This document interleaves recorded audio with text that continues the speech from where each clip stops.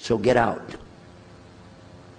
So I started leaving. I'm walking down the stairs of the apartment. I'm down to my father's apartment. I said, wait a minute, where am I going to go? This is my father's house. I just got thrown off of my own property. What happened here? So I went to get to Muhammad and I woke him up. I said, come, you and me, we got to talk. Come with me. And we went outside the house and we walked those country roads in Midlothian, Texas, until the time for the dawn, the sun to come up at dawn. And all that time I talked to him about what's it like to be a Muslim, how do you have to believe, what do you have to do. Let me hear all of it now. And no more playing a game. I'm not debating, I just want to know. Just tell me. Just tell me what's Islam. I need to know what I need to do. And he told me everything and I realized this is it. I got to make a decision. This is a big deal though. And he told me, okay, this is up to you. You have to go make a choice for yourself. I can't help you. I said, oh my God. So when he was praying Fajr, I decided, I've been watching this man praying this direction with his head on the ground. It's so beautiful to see a man humble himself, put his head on the ground to the Rabbil Alameen. I said, oh my God, let me try that. So I sneaked off somewhere where nobody could see me, illallah. And then I found a place, a board there, you know, and I bowed down on the ground and I put my head down on the ground on that board there. And by the way, I'm pretty good at speaking, especially in prayers. I used to make so long a prayer, they wouldn't let me say the prayer at Thanksgiving because the food would be cold. Okay? So, but I put my head on the ground and only these words came, no more words, just this. Oh God, guide me. That's it. And I was thinking, well, I got to say more than that. Nothing. Oh God, if you're there, guide me. That's it. After a while, I sat up and I looked around. There wasn't any fancy rainbow. It wasn't birds flying around. There was no big signs from above. There was no music, angels, harps, nothing like this. It was just a cloudy day in Texas. But inside, I could realize I had to make some changes. To me, that's what I need to do. There's the problem, it's inside of me. Within a few minutes, it became clear what I needed to do, and I had to develop an idea of how to pull this off. I talked to my wife, I talked to my father, I made a bath, and at 10 o'clock that morning, in Midlothian, Texas, I went in front of this man named Muhammad, and this new man named Yahya, who used to be the priest, and I said, Ashhadu la ilaha illallah, wa ashhadu Muhammad Rasulullah. Immediately after that, my wife did her shahada. Ashhadu la ilaha illallah, ashhadu Muhammad Rasulullah. A few months later, my father did his shahada. Ashhadu la ilaha illallah, ashhadu Muhammad Rasulullah. Step by step by step, we saw so many people enter into him. We wanted to tell the whole world what is Islam. We wanted everybody to know the real Islam. I said, how could this escape our knowledge? How could we not know about this great and wonderful thing called Islam? And it looks like all we got to do is just tell the people. I went to the imam of the masjid there and I told him, let's tell the people.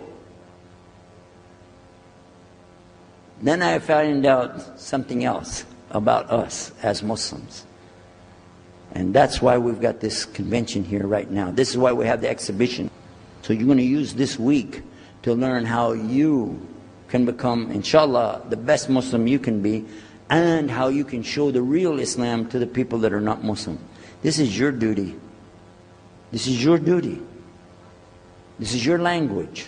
This is your people. Just as it's my duty to give the message to my people and my language. And so the same way, it's your duty to give the message to your people. Allah will not ask you if they made shahada, but He will ask you if you delivered the message. Alhamdulillah, today, I can tell you with no doubt in my mind, we have seen thousands of people give shahada. Several hundred at a time. And I don't do it through debates. But I don't need to debate any Christian. I was a Christian. I am a Muslim. If you want, I can give you both sides. Easy. Okay? I'll play both parts. I'll be the Christian and tell you this, and then I'll be the Muslim and give the answer. And there won't be any argument. And I've done that so many times. And let me share one story with you before I end. I'm going to leave now. Inshallah. I was telling the brothers today that I was asked to give a talk in a church in Hagerstown, Maryland, just outside of Virginia. This was in 1999. And I went there and I gave a talk in the church on Sunday.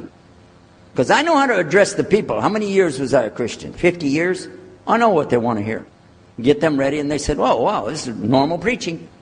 But then when I came to the part, La ilaha illallah, I stayed on La ilaha illallah until they said, "Yes, that makes sense, it makes sense." There was one old lady that she was saying yes. Afterwards she said, "Yes, but I just don't want to do it the way you're telling me." Okay? But guess what else happened? 2 people did shahada right there. Hello? In the church. In front of their preacher. They said, "Yes, we agree. We like this. We want to know more. And we say there's only one God to worship. Shahadu la ilaha illallah." In front of the preacher. And one of them was his daughter. I took them to the masjid and they did shahada in the masjid that afternoon, a Sunday afternoon. And later the boy, he married the girl. There are Muslims living there now. Now, let me ask you a question. If I would debate and argue with this preacher and made him look stupid, would he ever bring me back again? No. I'm going to ask you a question. If you were at a place and you saw somebody change their religion to another religion in the temple of that religion, and the father was the priest there, what would you think? Is that man ever going to call me again? Do you think he'd call me again? 3 months later, he called me again. Come back again. We really enjoyed it so much. I said, "How's your daughter doing?" I want to remind him, see what he's going to say. He said, "Oh, she's doing fine. She likes Islam. It's very nice, lovely. She treats us so good. You know, we're amazed at her personality. We love you guys. Could you please come back again?" And I did, alhamdulillah. So I'm just showing you that it's not guidance from me, not guidance from you. It's guidance from Allah.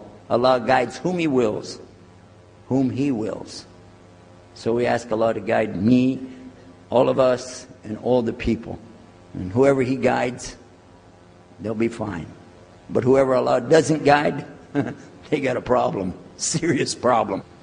Our job here is to do one thing. Communicate the true message. If the people don't want it, that's your choice. That's their choice. You don't have to take it. But it's our responsibility in putting this on. All the scholars that are here, it's their responsibility to tell us what's the truth in Islam and let us see for ourselves. And that's what we're going to try to do through this week. So I need you guys to listen to me. You have to participate. Your side of it. Your side of it is to show up every day.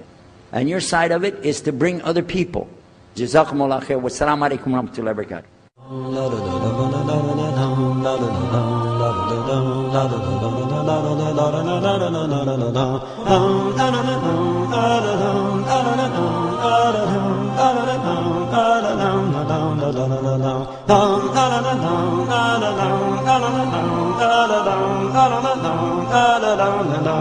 la